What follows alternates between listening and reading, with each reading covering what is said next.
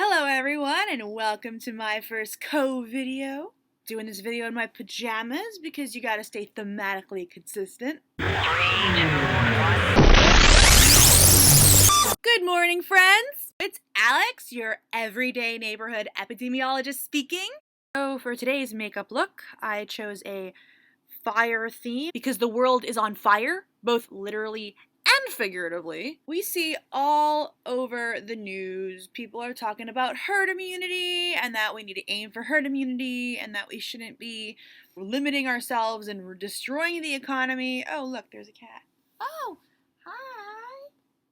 It's Zoe. So we're going to be talking about herd immunity. People are saying that we should be aiming for herd immunity, not having any restrictions at all, and in fact encouraging people to try and spread the virus as much as possible so that people get herd immunity and therefore they're immune to the virus, and then we can just continue life as usual and the economy isn't affected and people's businesses don't have to shut down. Herd immunity is when enough people are immune to the disease, which means that they've contracted it and then they've recovered. So then they can't get it again. It's usually measured as a percentage of people who have caught the disease. And it is basically the threshold at which it's no longer considered a huge risk to the public. So what that percentage is depends on how contagious the disease is. So you have a herd immunity for measles of 94%.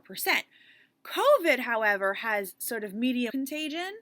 So you would have a herd immunity figure of 70%, or at least that's the estimate. Since we've never actually had a state of herd immunity for COVID, we can only really estimate. It seems like a pretty low number, but it's not. People justify it by saying that COVID's not such a serious disease. The faster we get this over with and infect everyone, the faster this will all end, and COVID will just be another blimp in the annals of history. The mortality rate is only like a few percent. You know, it's worth it to try and build up herd immunity. So they kind of hearken to the days of the chickenpox parties when, before the vaccine was around, when people used to take their kids with chickenpox over to people's houses, deliberately expose them because they're like, oh, the kid's not going to die. He's going to get the chickenpox and then he's going to be immune forever because if you get the chickenpox as an adult, it's way worse. Well, first of all, I don't even think chickenpox parties are a good idea because chickenpox could be very dangerous in rare cases, but it does happen. Similarly, I think that aiming for herd immunity from COVID as a strategy is a very dangerous idea for the following 3 reasons. Number 1, we aren't even sure that herd immunity could exist for COVID, because in order for herd immunity to be a thing, we have to know for certain that you cannot get COVID more than once, and we do not know that for certain.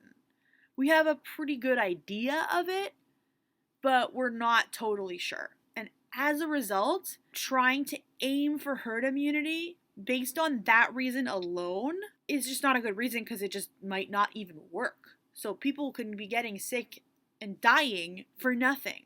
Which brings me to my second reason. Number 2 is that way too many people have to die in order for herd immunity to exist. So if we really want to talk herd immunity, we have to assume that we are in a closed system, because if we have one place that is herd immunity and then somebody travels from like a place where there's no herd immunity with the virus, then for example, that 30% or whatever percent of people who aren't infected and aren't vaccinated can get the disease very easily because there's no vaccine. You know, it's a global village. People are traveling back and forth all the time. We can't rely on herd immunity until almost everyone in the world gets COVID. Let's say we have 8 billion people in the world. That means that in order for there to be herd immunity, you would have to have 70% of 8 billion people. 70% of that, which is the estimated herd immunity percentage that is required, is 5.6 billion people. It's a lot of people to get COVID. So let's say we estimate that there's a mortality rate of 2% for COVID. Siri, what is 2% of 5.6 billion? It's 0.1. Thanks, Siri. 2% of 5.6 billion is 116 million people. So in order to have global herd immunity for COVID, you need 116 million people to die.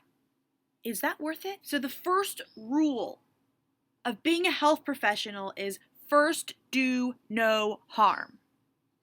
That does not sound to me like doing no harm. This sounds like a lot of harm, way too much harm. It's not worth it. Far less people will die if we social distance, if we come up with a vaccine, etc. Now let's look at the other strategy, which is the strategy that is being used right now and advocated by the vast majority of health professionals. Social distancing, masks, hand washing, and avoiding going out as much as possible. So with that strategy, if for 6 weeks everybody followed the rules, COVID will disappear.